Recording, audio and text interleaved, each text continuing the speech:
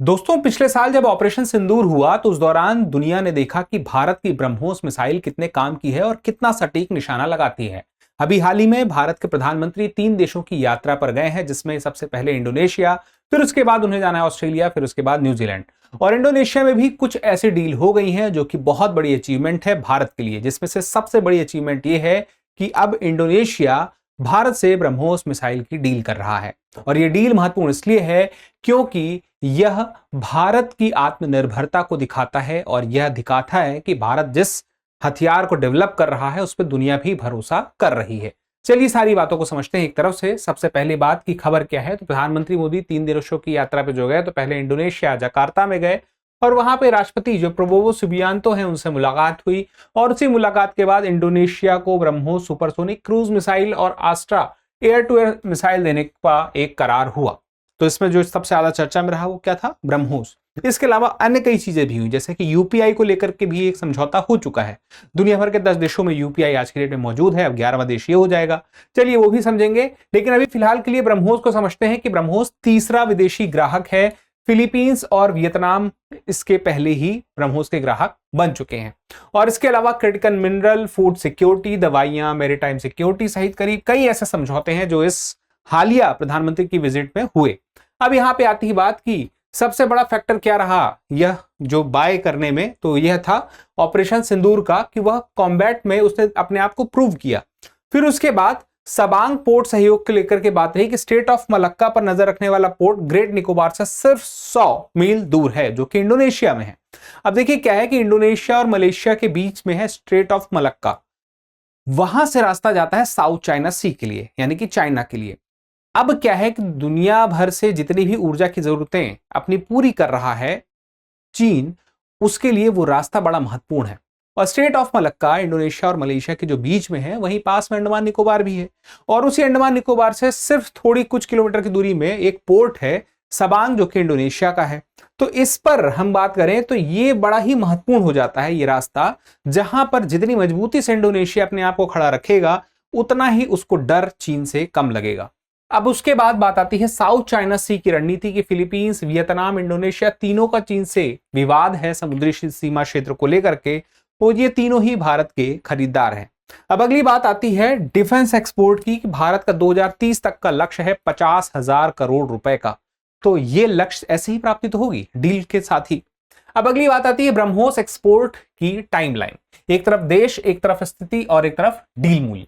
तो देश है फिलीपींस, पहला ग्राहक 2022 में हुआ और $375 मिलियन की डील हुई। वियतनाम दूसरा ग्राहक बना, 2026 में इसकी पुष्टि हुई और उसके बाद 2026 में इंडोनेशिया की पुष्टि हो गई।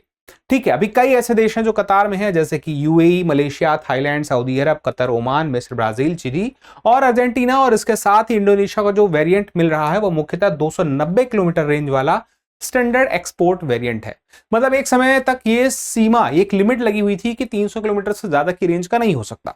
हालांकि उस रेंज से अब ज्यादा भारत बना रहा है और इस्तेमाल भी अपने नौसेना में तैनात किया हुआ उसने, लेकिन शुरुआती रेंज यही थी। वो लिमिट क्यों थी वो भी मैं आपको बता दूंगा।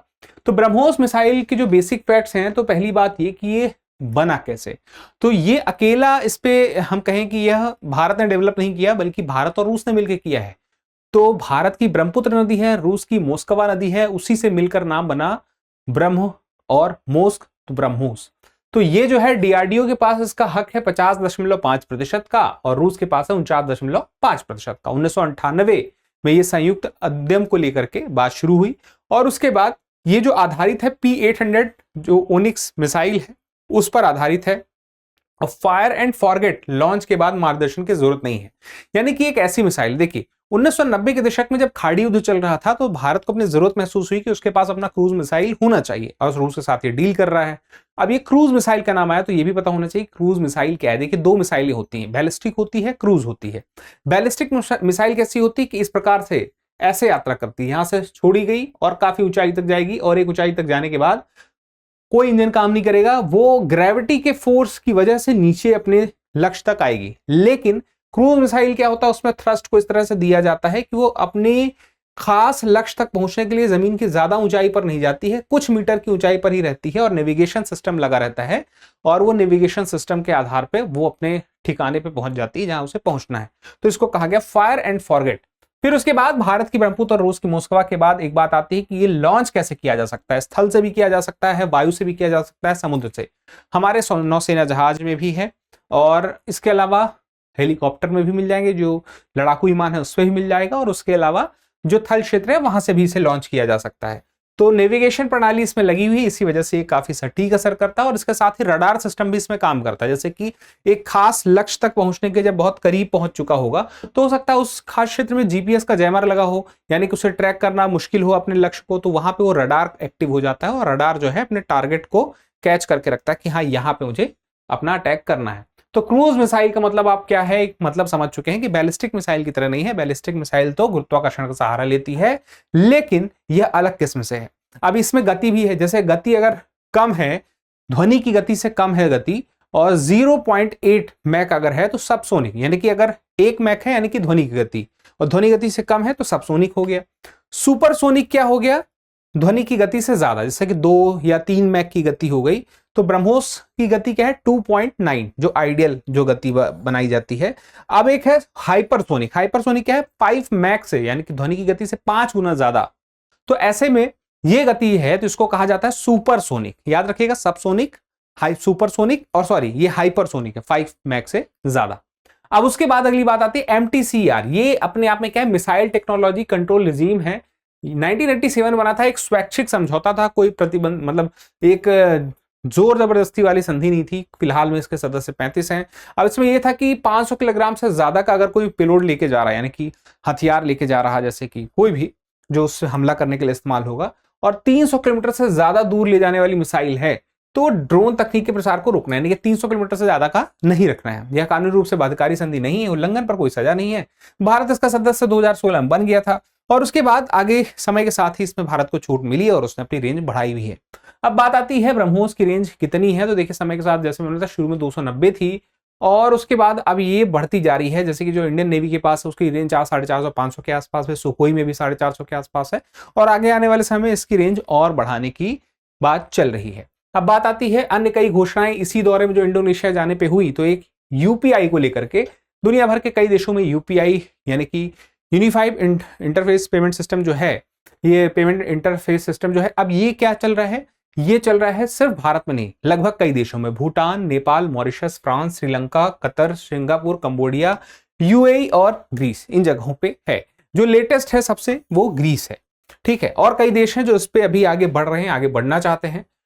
तो यूनिफाइड पेमेंट इंटरफेस में अब हम कई देशों को जब जुड़ते हुए देख चुके हैं, तो 8 देश थे 2026 फरवरी में, फिर जून में कंबोडिया जुड़े 9 हो गया, फिर जून में ही 26 में ही ग्रीस जुड़ गया 10 हो गया, और उसके बाद अब फिर अगला नंबर जो आएगा 11वें का वो क्या होगा, इंडोनेशिया। तो इसके अलावा IIM बेंगलोर का एक कैंपस होगा इंडोनेशिया में क्रिटिकल मिनरल को लेकर के, जैसे कि स्टील, निकल, रेयर अर्थ जो मैग्नेट होते हैं, वहां पे निवेश कर रहा है भारत। अब निवेश करेगा इंडोनेशिया में, जिससे कि चीन के ऊपर जो डिपेंडेंसी है वो कम हो। सबांग पोर्ट जैसे मैंने बताया कि वहां पे विकास करेगा, संयुक्त विकास होगा।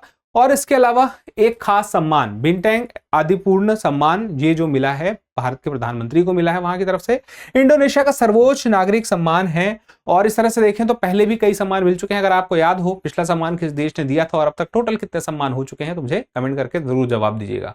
चलिए अब आगे बढ़ते हैं, और अभी ये कितने देश हैं ये नाम याद रख लीजिएगा, काम आएंगे। और अभी हम आते हैं इस बात पर कि सारी बातों का निष्कर्ष क्या रहा। तो सारी बातों का निष्कर्ष ये है कि भारत अपनी एक्सपोर्ट क्षमता को बढ़ा रहा है, भारत की स्वदेशी तकनीक पर लोगों का विश्वास बन रहा है, और इसके साथ ही भारत की जो तकनीकी विशेषज्ञता है, कम कीमत में एक अच्छी प्रोडक्ट को तैयार करना, वो वाकई में भारत की जो एक्सपोर्ट है उसको बढ़ाने में मदद तो कर ही रहा है। अब बात आती है एक सवाल की, सवाल ये है कि अब तक में से कितने देशों में यूपीआई सिस्टम शुरू हो चुका है, या कितने देशों से यूपीआई सिस्टम के लिए डील फाइनल हो चुकी है, आप मुझे कमेंट करके बता दीजिएगा। और इसके साथ ही अगर आप यूपीएससी की तैयारी करना चाहते हैं घर बैठे दिल्ली से, या किसी और शहर में है जहां से आप चाहते हैं कि दिल्ली या नोएडा की क्लासेस आपको मिल जाए दृष्टि आईएएस की, तो उसके लिए जीएस फाउंडेशन कोर्स सबसे बेहतर है। अब ये जीएस फाउंडेशन कोर्स की खास बात क्या है कि ये दृष्टि लर्निंग ऐप पर है, क्योंकि लाइव ऑनलाइन है। अब ये लाइव ऑनलाइन है का मतलब क्या हो गया, देखिए जो लोग दिल्ली या करोल बाग की क्लासेस चाहते हैं कि घर बैठे कर सकें, तो दृष्टि लर्निंग ऐप पे यही जीएस फाउंडेशन कोर्स आपको लाइव ऑनलाइन मिलेगा और इसमें 3 साल तक की वैलिडिटी है। आप जितनी बार चाहें क्लास को उतनी बार देखें। स्टडी मटेरियल आपके घर पहुंचाया जाएगा। प्रीलिम्स और मेंस के टेस्ट होंगे, यानी कि जीएस की एक कंप्लीट तैयारी होगी। तो इसके लिए अगर आपको अतिरिक्त जानकारी चाहिए तो वीडियो के डिस्क्रिप्शन में कमेंट बॉक्स में लिंक है, उसे ओपन कर लीजिए, या फिर आप हमें कॉल कर सकते हैं 8750187501 पर। तो चलिए फिलहाल के लिए इतना ही, मिलते हैं अगले सेशन में। तब तक के लिए स्वस्थ रहें, मस्त रहें, पढ़ते रहें। धन्यवाद। अब एग्जाम की तैयारी को और बेहतर करने के लिए हमारे चैनल को लाइक, शेयर और सब्सक्राइब करना ना भूलें।